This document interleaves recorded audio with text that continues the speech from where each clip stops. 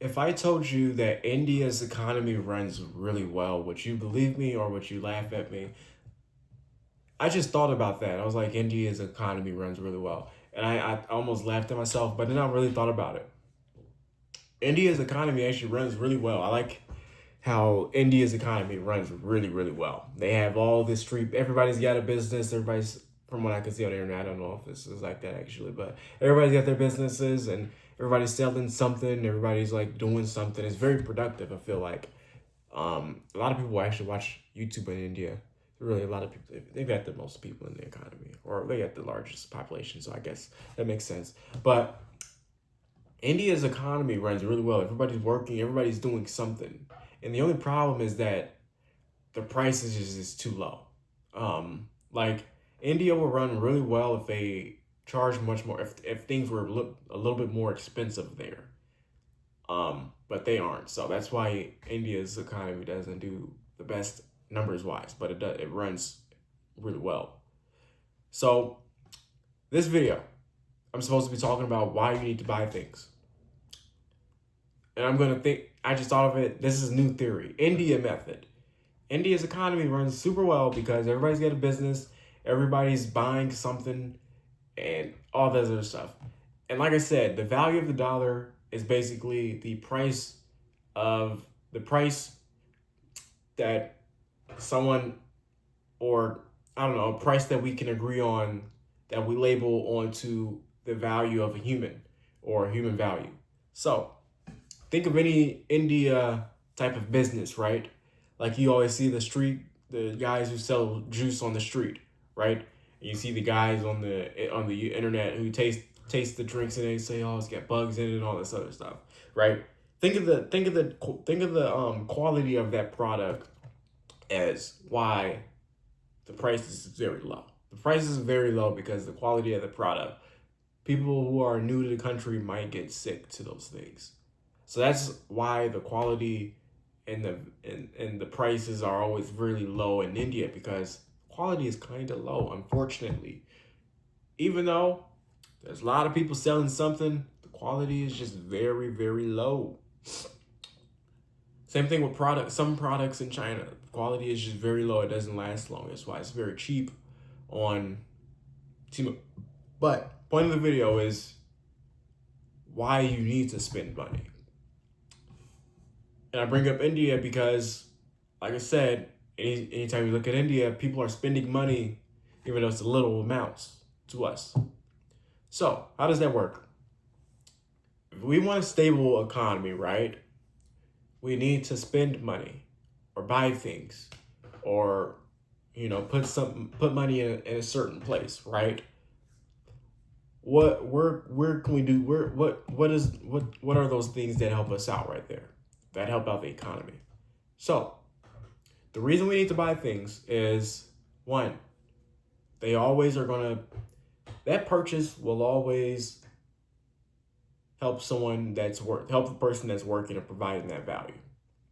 So if you go to Chipotle, that person at Chipotle is going to give you value, and you're going to spend money, and that person's going to get a portion of that dollar, and then the person that works in the corporate Chipotle is going to get the dollar, and then the CEO of Chipotle is going to get the dollar, and the investors are going to get a piece of that, and then let's say, you know, you go and you put your money into a bank. The bank is going to lend that money out. They're going to get interest on that. They're going to pay their employees. They're going to pay back the Federal Reserve, whatever they owe them. The Federal Reserve is going to pay their employees. All this other stuff. This just keeps the flow of everything going, right? The other videos I said, do not hold your cash. Like, and what I mean by that is, don't hold physical cash. Don't save physical cash. Don't think you're getting away. You're gonna beat the system. No, spend that money. I would rather you spend that money rather than you hoard physical cash. This is basically a part two of that video. Is if we want the economy to run well, you need to buy things. I'm not gonna say it's a good thing.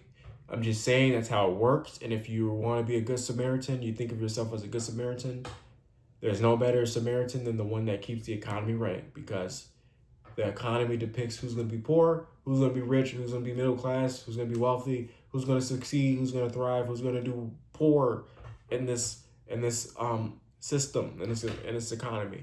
That's how it's going to work. That's how it is. We can't change that. It's a great system. It's for those who want to take advantage of it to do well and be happy with it. But if you want to play along, please spend money. And it doesn't have to be you balling out on the Kool-Aid money, right? It doesn't have to be you spending money on crazy purchases and useless things. It can be you giving money to the bank, holding your money into a bank account, which I highly recommend is just keeping the money in a bank account and not holding physical cash. As long as you do that, you have the world and you are helping out the economy, because banks, I believe it's like FDIA insured or FIA insured. Basically, banks are a good trustable bank. Most banks should be that insured, where that money in that bank account is yours, and it should. If anything happens, you will always have that. But these banks are able to move that money around and keep it moving, unlike physical cash that doesn't get interest as well, like banks do, is they usually give you that a percentage of interest to keep up with the economy. And if you're smart enough and you put money into a HYSA, then you get more than the interest as well. So that's even better. But make sure, if you want to save and you want to hoard cash, put it into the bank. That is one way you can spend and buy things. You know, buying things doesn't have to literally be a decrease in the value. I mean, the decrease in your net worth or a decrease in the amount of money you have. It could literally be putting your money into the bank, going and buying in a stock, going and buy a piece of real estate and holding it, or doing whatever you think you could do for an extra $200 a month. It can be literally anything, right? Just making sure you are not holding physical cash.